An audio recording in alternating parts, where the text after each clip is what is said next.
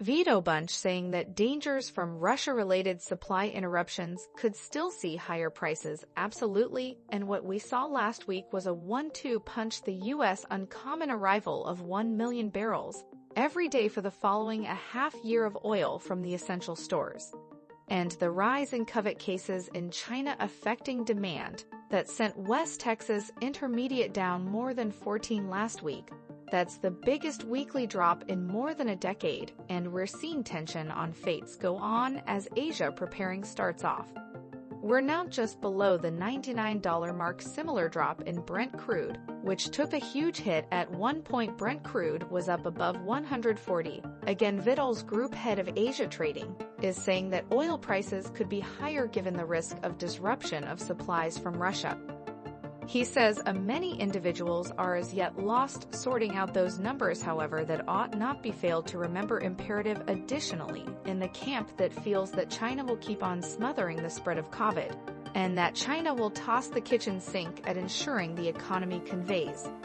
Now the free energy dealer sees, to a lesser extent, an opportunity of a settlement on an Iranian atomic arrangement. If you remember weeks ago, there was a lot of talk that such an agreement was imminent, and that would put more oil on the market. Looks a lot less likely. So the course of oil, an extremely central issue for this approaching week, thus designs by European countries to wean themselves from reliance on Russian petroleum gas, have a major tidbit.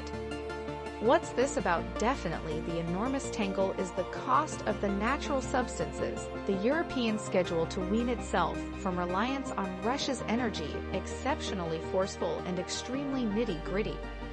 But one thing they didn't take into account was the surge in the very raw materials they need to build pipelines and LNG terminals, as you know, and you can see jumping into the Bloomberg steel, copper, aluminum, all part of the commodity set that hit records in the past 12 months. Bloomberg Commodities spotted banks up some 46 in that time, and it's just seen the largest quarterly surge in decades.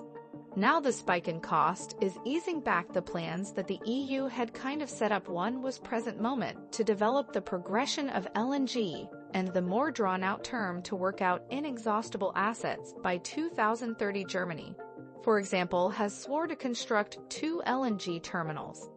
France needs to continue consults with Spain about an associating pipeline, and the UK needs more local breeze, sunlight-based, and atomic power.